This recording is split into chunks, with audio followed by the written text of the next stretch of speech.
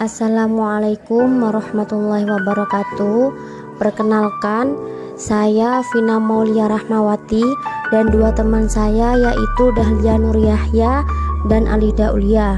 Kami di sini akan memenuhi tugas UAS mata kuliah ABK yang diampu oleh Bapak Puji Maulana. Yang pertama yaitu pengertian tunanetra. Dalam kehidupan sehari-hari, masyarakat awam khususnya sering menganggap bahwa istilah tunanetra sering disamakan dengan buta. Pandangan masyarakat tersebut didasarkan pada suatu pemikiran yang umum, yaitu bahwa setiap anak tunanetra tidak dapat melihat sama sekali. Secara etimologis, kata tuna berarti luka, rusak, kurang atau tiada memiliki.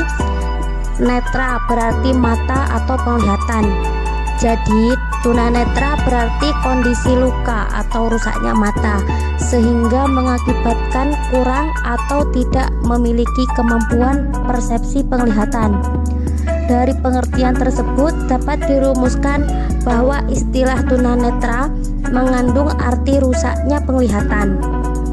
Rumusan ini pada dasarnya belum lengkap dan jelas karena belum tergambarkan apakah keadaan mata yang tidak dapat melihat sama sekali atau mata rusak tetapi masih dapat melihat, atau juga penglihatan sebelah.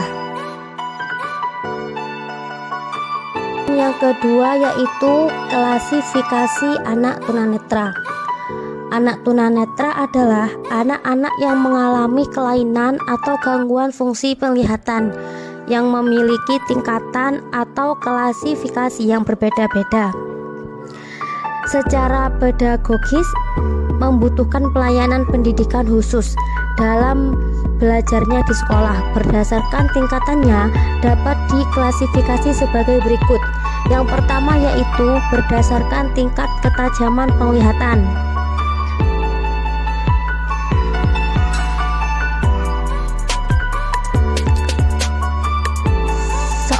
Dikatakan penglihatan normal apabila hasil tes selnya menunjukkan ketajaman penglihatannya 20/20 atau 6/6 meter. Dan yang kedua yaitu berdasarkan adaptasi pedagogis. Klasifikasi dimaksud adalah yang pertama kemampuan melihat sedang atau mode res visual disability. Yang kedua kemampuan melihat taraf besar. Dan yang ketiga ketidakmampuan melihat taraf sangat berat. Dan setelah itu yang ketiga yaitu berdasarkan waktu terjadinya ketunanetraan. Klasifikasi anak tunanetra yang didasarkan pada waktu terjadinya ketunanetraan yaitu yang pertama tunanetra sebelum dan sejak lahir, yaitu mereka yang sama sekali tidak memiliki pengalaman penglihatan. Dan yang kedua tunanetra setelah lahir atau pada usia kecil. Dan yang ketiga tunanetra pada usia sekolah atau pada masa remaja. Dan yang keempat tunanetra pada usia dewasa. Yang kelima tunanetra dalam usia lanjut. Dan yang terakhir tunanetra akibat bawaan. Dan yang keempat yaitu berdasarkan kelainan-kelainan yang terjadi pada mata. Menurut Hort dan Orlansky, klasifikasi didasarkan pada kelainan-kelainan yang terjadi pada mata, yaitu kelainan ini disebabkan karena adanya kesalahan pembiasan pada mata. Hal ini terjadi bila cahaya tidak terfokus sehingga tidak jatuh pada retina. Peristiwa ini dapat diperbaiki dengan memberikan lensa atau lensa kotak. Karakteristik anak tunanetra. Anak tunanetra adalah anak-anak yang mengalami kelainan atau gangguan fungsi penglihatan yang dinyatakan dengan tingkat ketajaman penglihatan atau visus centralis di atas 20/200 dan secara pedagogis membutuhkan layanan pendidikan khusus dalam belajarnya di sekolah. Beberapa karakteristik anak-anak tunanetra dibagi menjadi 5, yaitu yang pertama, segi fisik. Secara fisik, anak tunanetra nampak tampak sekali adanya kelainan pada organ penglihatannya atau mata yang secara nyata dapat dibedakan dengan anak-anak normal pada umumnya. Hal ini terlihat dalam aktivitas, mobilitas, dan respon motorik yang merupakan umpan balik dari stimuli visual. Yang kedua, segi motorik. Hilangnya indera penglihatan sebenarnya tidak berpengaruh secara langsung terhadap keadaan motorik anak tunanetra, tetapi hilangnya pengalaman visual menyebabkan tunanetra kurang mampu melakukan orientasi lingkungan, sehingga tidak seperti anak-anak normal.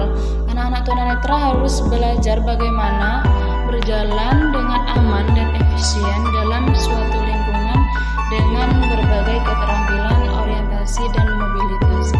Dan yang ketiga, perilaku. Kondisi tunanetra tidak secara langsung menimbulkan masalah atau menyimpang perilaku pada diri anak. Meskipun demikian, hal tersebut berpengaruh pada perilakunya. Anak tunanetra sering menunjukkan perilaku stereotip sehingga menunjukkan perilaku yang tidak semestinya. Yang keempat, secara umum kemampuan akademik anak-anak tunanetra seperti anak-anak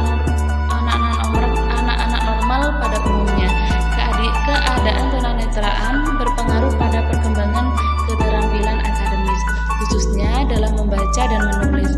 Dengan kondisi yang demikian, maka tunanetra mempergunakan berbagai alternatif media atau alat untuk membaca dan menulis sesuai dengan kebutuhannya masing-masing.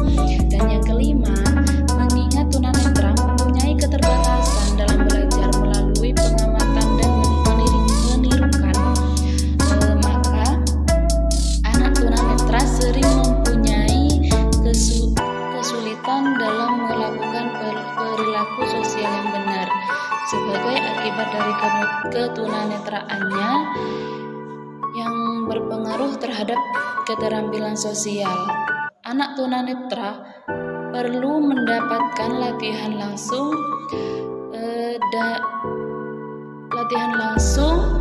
dalam bidang pengembangan persahabatan, mengajak kontak mata atau orientasi wajah, penampilan postur tubuh yang baik, mempergunakan gerakan tubuh dan ekspresi wajah, mempergunakan intonasi suara atau wicara dalam mengekspresikan perasaan, menyampaikan pesan yang tepat pada waktu melakukan komunikasi. Penglihatan mungkin kita untuk bergerak dengan leluasa dalam suatu lingkungan, tetapi tunanetra mempunyai keterbatasan dalam melakukan gerakan-gerakan tersebut. Yang selanjutnya, penyebab terjadinya ketunanetraan. Sebagian besar orang awam percaya bahwa ketunanetraan disebabkan oleh hukuman atas dosa-dosa orang tuanya.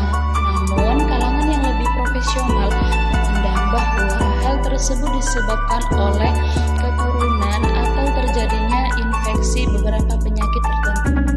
Secara sosiologis, penyandang tunanetra juga sering mencirikan dengan mengikuti sekolah-sekolah khusus, jarang bekerja di lingkungan industri, dan secara ekonomis memiliki sifat ketergantungan yang tinggi.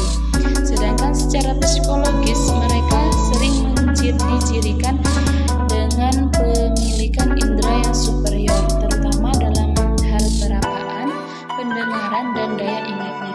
Secara umum, orang berpenglihatan normal juga berpendapat bahwa penyandang tunanetra memiliki masalah-masalah pribadi dan sosial yang lebih besar dibandingkan dengan orang yang berpenglihatan normal. Faktor yang menyebabkan terjadinya ketunanetraan antara lain: yang pertama, prenatal. Faktor penyebab ketunanetraan pada masa prenatal sangat erat hubungannya dengan masalah keturunan dan pertumbuhan seorang anak dalam kandungan, yaitu ada dua. Yang A, keturunan. Ketunanetraan yang disebabkan faktor keturunan terjadi dari hasil perkawinan bersaudara sesama tunanetra atau mempunyai orang tua yang tunanetra. Ketunanetraan akibat faktor keturunan antara lain retinitis pigmentosa, penyakit pada retina yang umumnya merupakan keturunan. Yang B. Pertumbuhan seorang anak dalam kandungan. Ketunanetraan yang disebabkan karena proses pertumbuhan kandungan dapat disebabkan oleh gangguan waktu ibu hamil, penyakit menahan seperti TBC sehingga merusak sel-sel darah tertentu. Yang selanjutnya, infeksi atau luka yang dialami oleh ibu hamil akibat tertekan rubella atau cacar air dapat menyebabkan kerusakan pada mata, telinga, jantung, dan sistem susunan saraf. Dan selanjutnya, infeksi karena penyakit kotor, yaitu tumor, dapat terjadi pada otak yang berhubungan dengan indera penglihatan atau pada bola mata itu sendiri. Selanjutnya, kurangnya vitamin tertentu dapat menyebabkan gangguan pada mata. Yang kedua, postnatal.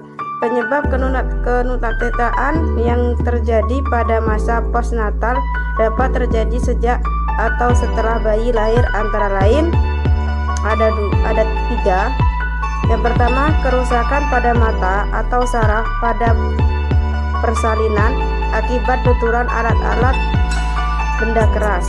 Yang kedua, pada waktu persalinan ibu mengalami penyakit Guenorrhea sehingga baksil Guenorrhea menular pada bayi yang pada akhirnya setelah bayi lahir mengalami sakit dan mengakibatkan hilangnya dari penglihatan. Yang ketiga, mengalami penyakit mata yang menyebabkan ketunanetraan. Anastasia Wijayanti dan Immanuel Hitibe menyatakan bahwa layanan khusus bagi anak tunanetra meliputi 5 hal. Yang pertama, penguasaan braille. Penguasaan yang dimaksud adalah kemampuan untuk menulis dan membaca braille. Keterampilan menulis berkaitan dengan penggunaan alat tulis, yaitu rated, musik ketik, penulisan huruf, angka, kombinasi angka dan huruf, dan komputer. Sedangkan membaca lebih berkaitan dengan keterampilan membaca dari berbagai media tulis. Yang kedua, latihan orientasi adalah jalan dengan pendamping awas, latihan jalan mandiri, latihan jalan dengan menggunakan alat bantu jalan. Yang ketiga, penggunaan alat bantu dalam pembelajaran berhitung dan matematika meliputi Yubatma, papan dalam operasi penambahan, pengurangan, perkalian, pembagian, dan beberapa konsep matematika. Yang keempat, pembelajaran pendidikan jasmani bagi anak tunanetra. Pembelajaran pendidikan jasmani tunanetra menggunakan pendidikan adaptif yang dilakukan berkaitan dengan jenis kecacatan anak, kemampuan fisik anak, dan memodifikasi saran dan peranan olahraga meliputi ukuran lapangan. Yang kelima, pembelajaran IPA. Dalam pembelajaran IPA, sedapat mungkin menggunakan model yang dapat diamati dan diraba oleh anak. Anak-anak berkebutuhan khusus yang mengalami kelainan fisik, yang dalam konteks ini anak tunanetra membutuhkan layanan pendidikan dengan pendekatan dan strategi khusus yang secara umum dapat ditemukan sebagai berikut. Strategi khusus dan isi layanan pendidikan bagi anak tunanetra menurut Herman ML paling tidak meliput 3 hal, yaitu A. Mobility training and daily living skill, yaitu latihan untuk berjalan dan orientasi tempat dan ruang dengan berbagai sarana yang diperlukan, serta latihan keterampilan kehidupan keseharian yang berkaitan dengan pemahaman uang, belanja, mencuci, masak, kebersihan, dan lain-lain. Yang B. Tradisional curriculum kurikulum konsep area, yaitu orientasi dan mobilitas keterampilan berbahasa termasuk ekspresinya keterampilan berhitung. Dan C. Communication media, yaitu penguasaan Braille dalam komunikasi. Cukup sekian yang dapat kami sampaikan, semoga bermanfaat bagi teman-teman, dan mohon maaf apabila banyak kesalahan. Wabillahi taufiq wal hidayah. Wassalamualaikum warahmatullahi wabarakatuh.